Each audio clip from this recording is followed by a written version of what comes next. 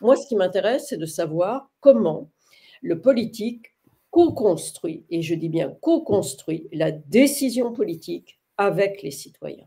Et quand je pose cette question-là, je peux vous dire que la classe politique, qu'elle soit de gauche ou de droite, ne vit pas très bien, puisque l'idée qui prévaut, c'est qu'on a choisi des représentants politiques, c'est à eux de prendre la décision. Sauf que le monde a profondément évolué et qu'aujourd'hui, on voit bien qu'il y a une telle défiance du citoyen à l'égard de la politique que si on ne modifie pas les règles traditionnelles de la démocratie représentative, on risque d'aller vers des systèmes qui soient tout sauf démocratiques. Je te vois sourire, mais est-ce que c'est pas naturellement là de ta famille politique que peut ou devrait émerger cette offre-là? Qu'est-ce que tu en penses? Ah bah, si moi, je serais ravie que ça soit de la gauche qu'émerge cette nouvelle conception et de la pratique politique. C'est évident. Et c'est pour ça que j'ai souri quand ils se disent tous d'accord pour le renouveau démocratique. Mais derrière cela, qu'est-ce qu'on y met concrètement? Oui, alors c'est évident, je pense que ce ne devrait pas être partisan en tout cas. Il y a des propositions faites à droite, à gauche, notamment, bon, voilà, le RN propose évidemment le référendum, hein, mais c'est pas tout à fait la même chose que ce que propose LFI. Donc, il y a aussi dans cette idée il faudrait réunir un peu tout le monde. Il y a clairement un gros problème, je pense, de compréhension et d'entente sur ce qu'il faudrait faire. Il n'y a pas de dénominateur commun clair, c'est ça en fait. Qu'est-ce qui différencie, selon toi, avec ton prisme, démocratie directe, ce qui est porté au niveau du renouveau démocratique dans les deux bords politiques? Bah, c'est un peu compliqué parce que bon, il y a le discours. Le RN était quand même pour le référendum d'initiative citoyenne populaire en tout cas. Donc il y a un peu ce côté-là. Bon après, ça reste assez peu peut-être réfléchi, je sais pas. Mais bon, il y a quand même cette proposition-là de ce qui se rapproche du RIC. En son sein, c'était assez loin, je trouve. Il y avait eu un nombre de signatures. Bon, ils avaient quand même plus ou moins réfléchi avec l'exemple suisse. Bon. Mais c'est vrai qu'à gauche, il y a peut-être plus une réflexion idéologique, intellectuelle sur ça. Enfin, j'ai cette impression, en tout cas, c'est quand même plus travaillé. On le voit à la Sixième République, on en a parlé à la démocratie participative, comment on dépasse aussi le référendum, comment on le nourrit avec des assemblées citoyennes, etc. Donc, c'est deux choses un peu différentes. Je pense que je suis d'accord qu'il y a à droite, il y a le côté un peu plébiscitaire, vu que c'est un peu nourri par le gaullisme, ce genre de choses. En tout cas, très concrètement, en France, en tout cas, je parle des exemples que moi j'ai trouvés au niveau local, du référendum local.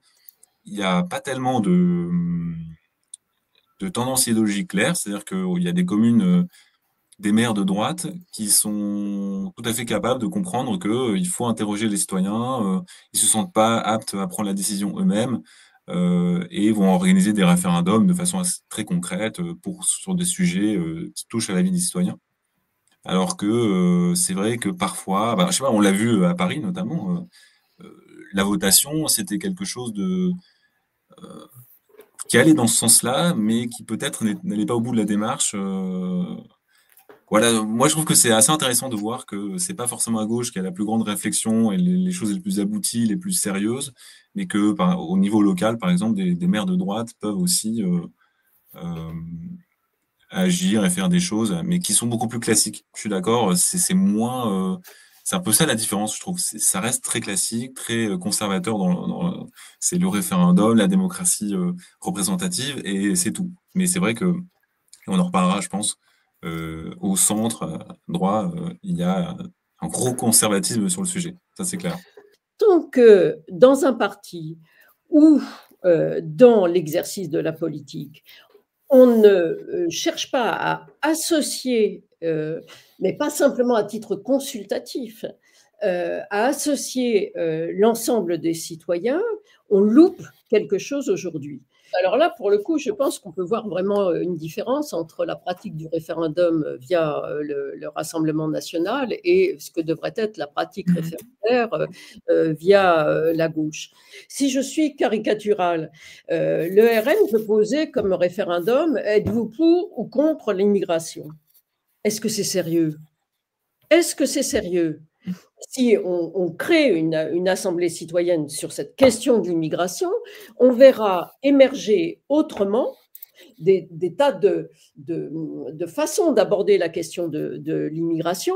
Et donc, la question, et même si ça doit déboucher sur un référendum où il faudra répondre oui, non, la question ne pourra pas être formulée: est-ce que vous êtes pour ou contre l'immigration? On pourra être pour ou contre quelque chose de beaucoup plus élaboré sur la question migratoire et beaucoup plus concrète.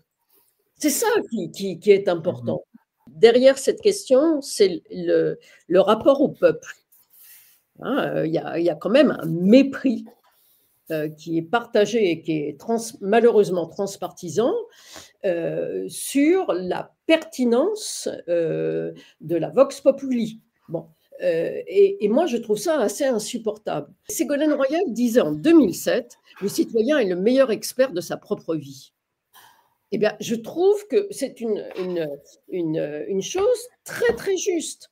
Et si le politique ne veut pas le comprendre, eh bien alors, après, qu'il ne s'étonne pas la défiance que suscite la politique et les politiques. Même les personnes, même une partie des personnes qui disent qu'il faut un pouvoir fort, sont prêts à adhérer à ces solutions démocratiques et verraient sans doute qu'il n'y a pas besoin d'un homme fort pour être efficace en démocratie.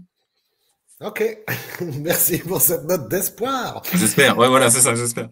Est-ce qu'on peut mettre autour de la table des partis de sensibilités différentes, des assos, des citoyens, pour dire qu'on veut se réemparer de cette question-là et mettre le sujet démocratique sur la table? Qu'est-ce que ça vous inspire tous les deux? Est-ce que c'est ça le chemin souhaitable? Dominique, Paul, peut-être Dominique en premier. Alors, c'est chaud. Oui, c'est chaud parce que j'ai envie de dire, mettre tous les partis autour d'une table ou toutes les associations, c'est ne pas tenir compte d'une certaine façon de la crise des partis politiques dans leur ensemble et d'une certaine façon aussi la crise des corps intermédiaires. C'est-à-dire que comme on n'a aucun outil de démocratie directe, quel poids donne-t-on si on met autour de la table des corps intermédiaires, des partis politiques, des citoyens? Les pauvres citoyens, j'espère qu'ils seront bien armés, parce que sans ça va être très très dur. Donc moi, je vais faire une autre proposition. J'aimerais beaucoup, par exemple, qu'il y ait une sorte de vaste mouvement citoyen. Alors, est-ce que ça passe par une plateforme commune de toutes les initiatives citoyennes qui se font sur notre territoire? Parce qu'on oublie aussi que sur les territoires, les initiatives citoyennes sont très nombreuses. C'est ça tout le paradoxe. C'est-à-dire qu'on a à la fois une vie locale à des échelons différents, mais une vie locale qui est très riche, avec des initiatives quelquefois remarquables de la part des citoyens et qui sont ignorées par le politique. Donc, est-ce qu'il ne serait pas intéressant déjà de dire à tous ces citoyens qui prennent leur destin en main, mais est-ce que vous accepteriez pas de vous rencontrer, de vous rassembler, de discuter qu'est-ce que ça vous apporte, ce type d'initiative? Comment vous verriez leur projection sur le plan politique? Moi, ça m'apparaîtrait déjà très valorisant pour l'ensemble des initiatives citoyennes et de mettre le citoyen déjà devant. Bien sûr que moi, je suis fondamentalement de gauche, mais pour des raisons qui sont des raisons de valeur. Quand on parlait tout à l'heure du tirage au sort, moi j'ai envie de dire, et qu'on posait la question de la légitimité, moi je me fonde sur les hommes naissent libres et égaux en droit. Bon, c'est donc des valeurs comme ça qui m'animent sur la réflexion de ce que doit être le renouveau démocratique. Donc, si ça, c'est une valeur de gauche, bah oui, c'est à la gauche de le faire. Mais tout attendre de partis politiques, bah, je pense que c'est comme un peu tout attendre d'un homme providentiel. Il faut que les partis politiques se réforment. S'ils ne se réforment pas, pourquoi voudriez-vous que les citoyens pensent qu'ils vont pouvoir réformer les institutions? Commençons, soyons exemplaires. Moi, j'aurais envie de dire à la gauche, soyez exemplaires en matière de démocratie participative. J'alerte sur un point, et là je remets peut-être ma peau de sondeur, mais c'est que la gauche n'est pas tout à fait encore majoritaire sur beaucoup de sujets qui sont importants pour les citoyens. En tout cas, elle a du mal à faire passer ses idées et à être crédible. Et je pense qu'en partie, et c'est à cause de l'image qu'elle a, notamment principalement LFI, mais aussi le PS pour tout un tas de raisons historiques, et les Verts aussi pour des raisons peut-être qui sont liées, je pense, à la crédibilité, mais c'est un peu dommage parce que ces partis-là paraissent peut-être.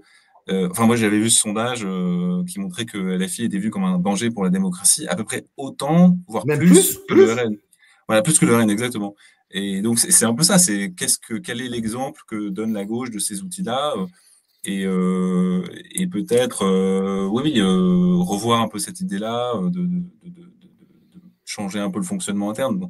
Enfin, moi, c'est un peu l'alerte que j'ai, parce que je me dis, est-ce que les citoyens seront prêts à faire confiance à la gauche aveuglément, comme ça, sans voir de résultats concrets sur ces points-là, malgré, je pense, les idées les abouties sur ce sujet-là. C'est un peu ça, ma question. Mais sans doute que la gauche a plus d'atouts que la droite, ça c'est sûr.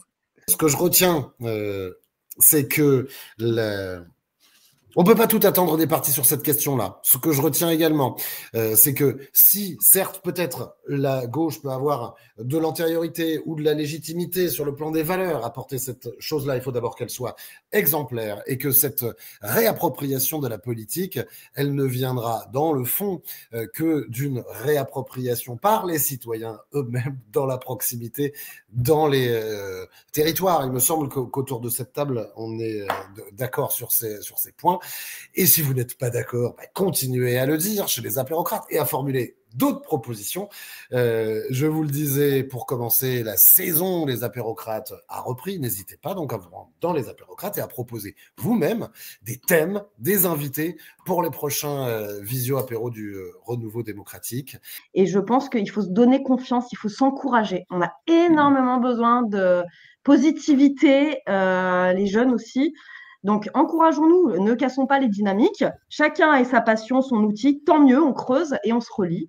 Je pense que ça peut être vraiment bien. Et les élus locaux ont leur rôle à jouer, les maires et tout ça, dans les réunions locales de quartier, mais en faire des choses sympathiques, des moments de plaisir. Parce que là, voilà, il y a du boulot là-dessus.